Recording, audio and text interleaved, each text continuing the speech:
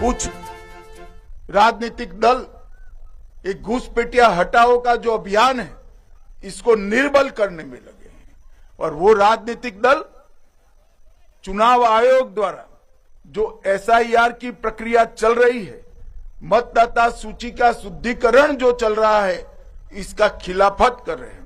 যদি আমরা না করতে দিতাম তাহলে ইলেকশন না করে রাষ্ট্রপতি শাসন করত। বুঝতে পেরেছেন চালাকিটা অমিত শাহর, মটুয়া ভাইয়ের। শেষ অবধি অমিত শাহের ভয়ে, দেশের স্বরাষ্ট্রমন্ত্রী অমিত শাহের ভয়েই এই রাজ্যে এসআইআর মেনে নিচ্ছেন মমতা বন্দ্যোপাধ্যায় এবং তার ভাইপো অভিষেক বন্দ্যোপাধ্যায়। আমি বলছি না, আজকে মুর্শিদাবাদে জনসভায় দাঁড়িয়ে রাজ্যের মুখ্যমন্ত্রী তৃণমূল নেত্রী মমতা বন্দ্যোপাধ্যায় নিজে কথা স্বীকার করে নিলেন।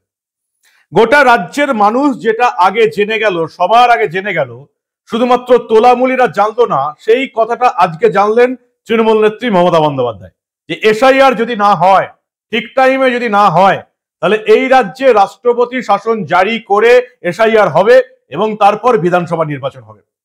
যদি অনেকে এটাই চান যে অন্তত রাষ্ট্রপতি শাসন মানে 356ও যদি জারি করা না হয়, তাহলে অন্তত এই পুলিশের ক্ষমতা কেড়ে নিয়ে 355 জারি করে এই রাজ্যে বিধানসভা ভোট করালে তবে ঠিকঠাক ভোট হবে।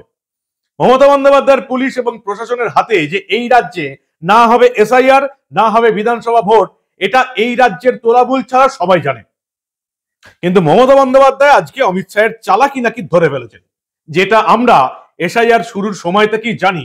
যদি তৃণমূল বাধা দেয়, যেভাবে এসআইআর এর বিরুদ্ধে মমতা বন্দ্যোপাধ্যায় এবং অভিষেক বন্দ্যোপাধ্যায় লোক খেপাচ্ছিলেন, মমতা বন্দ্যোপাধ্যায় বলছিলেন না এসআইআর করতে দেব না, ঘেরাও হোগা। অভিষেক বন্দ্যোপাধ্যায় বললেন নো স্যার, এই রাজ্যে এসআইআর হবে না। তারপরে তারা বুঝে গেলেন যে যদি এসআইআর করতে না দেয়, নির্বাচন কমিশনকে যদি হস্তক্ষেপ করতে হয়, তাহলে রাষ্ট্রপতি শাসন জারি করেই এই রাজ্যে এসআইআর হবে এবং ভোট হবে। যেটা হলে মনে হয় এই রাজ্যের বাঙালিরা, পশ্চিমবঙ্গের বাসিন্দারা সবচেয়ে বেশি খুশি হতো। কারণ সবাই জানে 355 বা 356 ছাড়া এই রাজ্যে ফ্রি অ্যান্ড ফেয়ার ইলেকশন কোনোদিন সম্ভব নয়, কোনোদিন সম্ভব নয়। মমতা বন্দ্যোপাধ্যায় আজকে মুর্শিদাবাদের জনসভায় অমিত শাহের চালাকি নাকি ধরে ফেললেন, যেটা গোটা বাংলার মানুষ জানে, সেটা আজকে বুঝতে পারলেন মমতা বন্দ্যোপাধ্যায়। ঠিক কি বুঝতে পারলেন, কিভাবে ভয় পাচ্ছেন স্বরাষ্ট্রমন্ত্রী অমিত শাহকে দেখুন আপনারা। নিশ্চিন্তে থাকুন, এসআইআর এর নাম করে ভয় পাবেন না, শুধু নিজেদের কাগজপত্রগুলো ঠিক মতো জমা দিন। ওরা টাইমটা বেছে নিয়েছে, যদি আমরা না করতে দিতাম তাহলে ইলেকশন না করে রাষ্ট্রপতি শাসন করত। বুঝতে পেরেছেন চালাকিটা অমিত শাহর, মটুয়া ভাইয়ের। আমরা অত বোকা নই বাবু মশাই, গদি ভাই, আমরা অত বোকা নই। আমরা করব, করে দেখাবো। যা পারলেন বললেন, মটুয়া না কি সব বলছিলেন। খুব খারাপ লাগে যে যে ভাষাগুলো বিজেপি তৃণমূলের কর্মী সমর্থকরা বলে সোশ্যাল মিডিয়ায়, সেটা যদি রাজ্যের মুখ্যমন্ত্রী বলেন, খুব খারাপ লাগে। কাকে মুখ্যমন্ত্রী পদে বসিয়ে রেখেছেন আপনারা? নিজেদের তো অন্তত সামান্যতম লাজ লজ্জা থাকবে। মুখ্যমন্ত্রীর লাজ লজ্জা নাও থাকতে পারে, সেটা আমরা অনেক আগেই বুঝে গেছি। কিন্তু যারা আমরা শিক্ষিত মানুষ, তাদের তো একটা লাজ লজ্জা আছে যে মুখ্যমন্ত্রীর চেয়ারে কাকে বসিয়ে রেখেছে। আপনারা হয়তো রাজনৈতিক নেতা হিসাবে পছন্দ নাই করতে পারেন।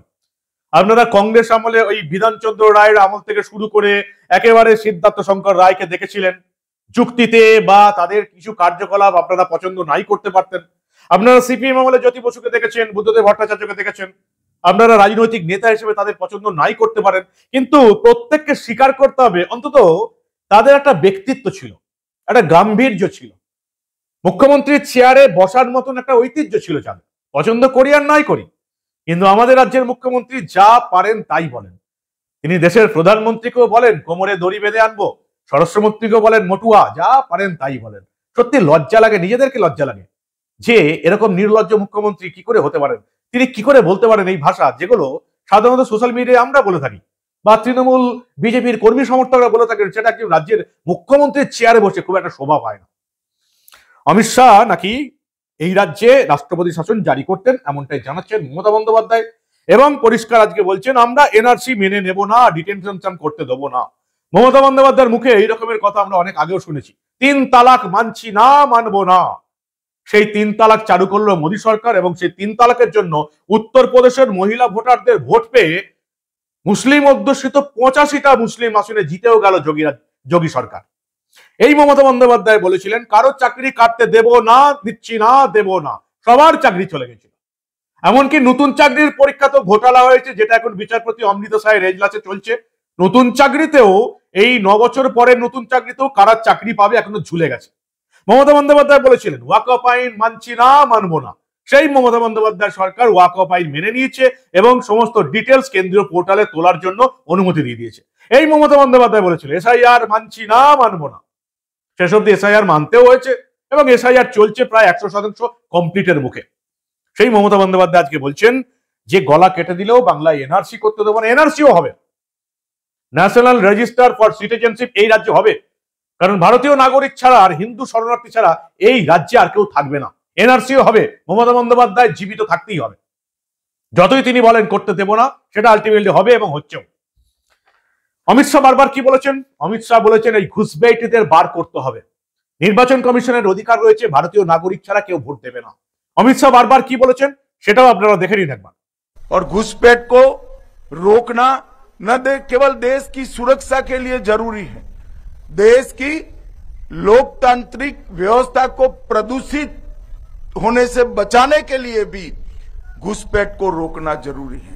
मगर दुर्भाग्य की बात है कुछ राजनीतिक दल एक घुसपैठिया हटाओ का जो अभियान है इसको निर्बल करने में लगे हैं, और वो राजनीतिक दल चुनाव आयोग द्वारा जो एसआईआर की प्रक्रिया चल रही है, मतदाता सूची का शुद्धिकरण जो चल रहा है, इसका खिलाफत कर रहे हैं। मैं आज इस हीरक जयंती समारोह में बहुत स्पष्ट करना चाहता हूं कि हम इस देश में से एक एक घुसपैठिए को चून चून कर बाहर निकालेंगे, ये हमारा प्रण है। মমতা বন্দ্যোপাধ্যায় বলছেন এসআইআর করতে না দিলে রাজ্যে রাষ্ট্রপতি শাসন জারি করতে বিজেপি। তো বাধা দিলেই পারতেন, রাষ্ট্রপতি শাসন জারি হয়ে এসআইআর হতো, অসুবিধার কি ছিল? রাষ্ট্রপতি শাসন জারি করেই ভোট হতো, কোনো অসুবিধা নেই। ফ্রি অ্যান্ড ফেয়ার ইলেকশন হতো, যেটা আপনার প্রশাসনের বা আপনার পুলিশের হাতে কোনোদিন সম্ভব নয়। এই দলদাস চটিজাটা পুলিশ এবং প্রশাসনের হাতে এই রাজ্যে কোনো রকমই ভোট সম্ভব নয়, এসআইআরও সম্ভব নয়। এটা বাংলার প্রতিটি মানুষই জানে। তোলামুলিরা স্বীকার করে না, বাকি সবাই স্বীকার করে নেয়।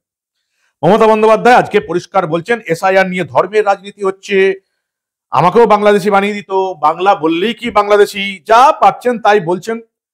এবং তিনি আবার নাকি পাড়ায় পাড়ায় ওই বুথে বুথে may I help you camp করবেন, যাদের নাম বাদ যাচ্ছে তাদেরকে বলছেন যা কার্ড দরকার আমরা করে দেবো। স্বাভাবিক ব্যাপার, প্রকাশ্যে যে কোনো মুখ্যমন্ত্রী এবং বলতে পারেন যার যা কার্ড দরকার আমি করিয়ে দেবো, অবিশ্বাস্য ব্যাপার। কিন্তু বাঙালির কি ঘুম ভাঙবে? এই বাংলার বাসিন্দাদের কি ঘুম ভাঙবে? তারা এইরকমের একজন মুখ্যমন্ত্রীকে কতদিন সহ্য করবেন? চুরি দুর্নীতি ছেড়েই দিলাম, অনুপ্রবেশকারীদের আশ্রয় দিয়ে এই রাজ্যের ডেমোগ্রাফি বদলে দিয়েছেন।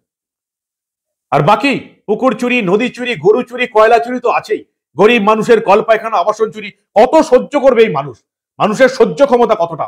34 বছর সিপিএম এর সরকারকে সহ্য করছে, 15 বছর তৃণমূলের সরকারকে সহ্য করছে। আর কতদিন আপনারা সহ্য করবেন? খাদের কিনারায় দাঁড়িয়েছেন, খাদের অন্ধকারে তলিয়েতে আর মাত্র কয়েকটা মাস। 26-এর নির্বাচনে যদি মমতা তৃণমূল ক্ষমতায় আসে, খাদের অন্ধকারে তলিয়ে যাওয়া থেকে আপনাদের কেউ আটকাতে পারবে না। এই তৃণমূলটাকে এখনো যারা ভোট দেবে 2024-এর বিধানসভা নির্বাচনে, তাদের গায়ে মানুষের চামড়া আছে বলে কেউ বিশ্বাস করবে না। আর ওই আমি যেটা বারবার বলি, কর্মফল, তৃণমূলের এই সমস্ত পাপের ফল তাদের প্রত্যেককে পেতে হবে যারা 2026-এর বিধানসভা নির্বাচনেও তৃণমূলকে ভোট দেবে। পাপের ফল, কর্মফল এই জীবনেই আপনাদেরকে শোধ দিয়ে যেতে হবে এখানে তৃণমূলের সঙ্গে সঙ্গে, যারা 26-এর বিধানসভা নির্বাচনে তৃণমূলকে ভোট দেবে। কি বলবেন আপনারা? ঠিকঠাক সময়ে যদি এসআইআর না হয় তাহলে রাষ্ট্রপতি শাসন জারি হবে, হতে পারে। এটা মমতা বন্দ্যোপাধ্যায় এখন বললেন, তাই পিসি ভাইপো এসআইআর মেনে নিয়েছেন। যেমন ভাবে 3 তালাক মেনেছেন, যেমন ভাবে ওয়াকফ আইন মেনেছেন, যেমন ভাবে বাকি সবকিছু মেনে নিয়েছেন একের পর এক প্রথম দিকে বিরোধিতা করে। মমতা বন্দ্যোপাধ্যায়কে বুঝতে পেরেছেন রাষ্ট্রপতি শাসন জারি করতে চলেছেন অমিত শাহ যদি এসআইআর না হয়। গোটা বাংলার মানুষ যেটা অনেক আগে জেনে গেল, সেটা মমতা বন্দ্যোপাধ্যায় বুদ্ধিমতী নেত্রী এতদিনে জানতে পারলেন। কিন্তু লোক খেপানোর কিন্তু শেষ নেই। এখন বাংলার মানুষকে এভাবে খেপিয়ে কতদিন আর ভুল বোঝাতে পারবেন সেটার জন্যই অপেক্ষা। আদৌ কি এই বাংলার বাসিন্দাদের যারা জেগে এখনো ঘুমিয়ে আছেন তাদের ঘুম ভাঙবে কি আমাদের এত চেষ্টার পরেও? আপনারা কি বলেন? আপনাদের মূল্যবান এবং গুরুত্বপূর্ণ মতামত জানান দা নিউজ বাংলার কমেন্ট সেকশনে। দেখতে থাকুন দা নিউজ বাংলা। আমরা আবার এই রাজ্যে ঘটে যাওয়া এই ধরনের অনেক খবরই চেপে রাখতে দেব না।